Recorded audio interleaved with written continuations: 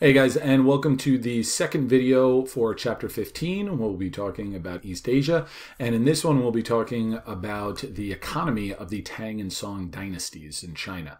First, I'll start with agriculture. So agriculture is the foundation of the economy in China at this time, the same way that it's the foundation of the economy of every civilization society up until the Industrial Revolution.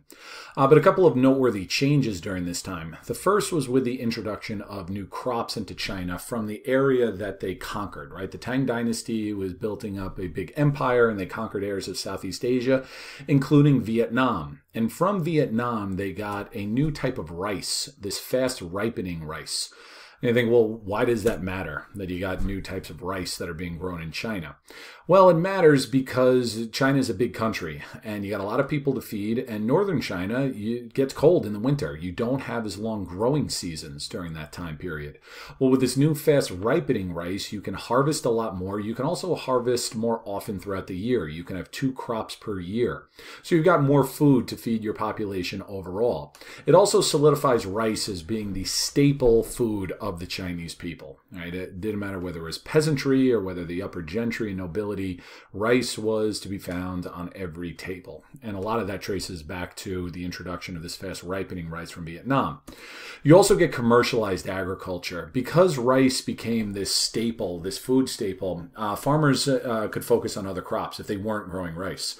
You know, rice farmers obviously would grow it, but now they figure, well, I can buy my rice from other places and survive, so I can focus on cash crops. I could focus on other types of things such as soy or corn or wheat or things of that nature. So you have cash crops, commercialized agriculture, as opposed to just subsistence agriculture where they're growing just for themselves to survive. You also have some new farming methods. Terrace farming, in hilly areas, kind of building the steps into the side of the mountains in rice paddies. Rice grows very well in very wet, swampy areas, so that was well suited for Southeast China. Also some irrigation systems that was necessary to kind of, divert heavier flooding and so forth. Additionally, iron plows. Iron plows, the idea of a plow goes back a while in China, but they developed 2 things. One, as I said, iron tips to it that you see here, and also this thing, not the ox, it's what's on the ox, the harness. A harness, so now you could have beasts of burden such as oxen or water buffalo in the south, in Southeast Asia, they're common, and horses and things of that nature that could pull the plows. Now, population growth. Remember the old motto, more food equals more people. The population fell after the Han Dynasty, but then it really started to steadily increase throughout the Tang and the Song dynasties. You look in the year 600, where it was about 40 million people, and then it started to raise over the next couple hundred years, and then from 1,000 to 1,100, it just skyrocketed. It way up, so it was over 100 million people by the Song dynasty, and it would remain above that 100 million until obviously modern times, so it would be way, way more. Now, with these more people, they're going to be moving to cities, so you see urbanization. By the time of the Song dynasty, China was the most urbanized country in the world. Okay, you look at all of these cities of the Song. You have what today would be Beijing, disregard kind of the GIF animations for it. That's just a difference between northern and southern Song. And then you have, Hangzhou and Guangzhou and so forth, a number of different cities, way more than you find in Europe. Even more than you would find in Mesopotamia and India. Okay, industry. 2 main things in terms of industry, and we're not talking about industry like mass factory industry with, mass production and things of that nature. It's more of just craftsmen, things that they were building that added to the economy that was separate from agriculture. And there were 2 main areas that they focused on. One was porcelain. Now, we kind of know what porcelain is, the pots and so forth, and ceramics goes back to ancient times. But porcelain was a material that developed that was lighter and more adaptable than earlier pottery. You look at it, it could be very simple, such as just a vase such as this, but it also became artwork, the designs, kind of your classical blue and white landscape designs that you see on it. And there became a very high demand for Chinese porcelain well into the modern era. There's a reason why if your mom or your grandma says, take out the good Chinaware, why it's called that. Because in the West, when these eventually make their way into Europe, porcelain became associated with kind of the high finery. Also, metallurgy, which is a fancy word for metal working. Iron and steel production went way, way up during this time. Production increased tremendously. Most went into weapons such as arrowheads. You notice a little kind of addition they put into it. Rather than tying, they would include the base here that they could then stick into the shaft of the arrow. And obviously agricultural tools such as the iron plow. But some went into constructions of bridges, some which are still to this day a combination of metal and stone. Right, so porcelain and metallurgy were the two main areas they focused on for industry. And then trade, right? Trade had kind of shut down after the Han Dynasty because trade along the Silk Road had died out due to disease, warfare, and the collapse of Han China.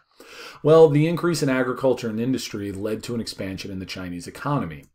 You begin to have regional specialization. Right? Regional specialization is where different regions focus on different things. Think of it in U.S. history with the United States, how the South focused almost entirely on agriculture, such as cotton production, and the North was much more into manufacturing and shipping and things of that nature. Well, that's what you see in China during this time. Right? It led to, kind of regional specialization. It also led to large-scale government involvement because the government, which was very centralized in China during this time, they wanted to kind of micromanage all the different regions in terms of what they bought and sold, how much they charged for it, and so forth. Now, during this time period, you have this phenomenon called flying cash. Think of this as being the very first form of paper money. Trade had expanded so rapidly that it led to a shortage of copper coins, which were the common form of currency during this time. So they began using letters of credit. They were called flying cash because they would constantly fly away. They were very flimsy. Whoops, well, I'll get to paper money in a sec. You see this kind of very early form.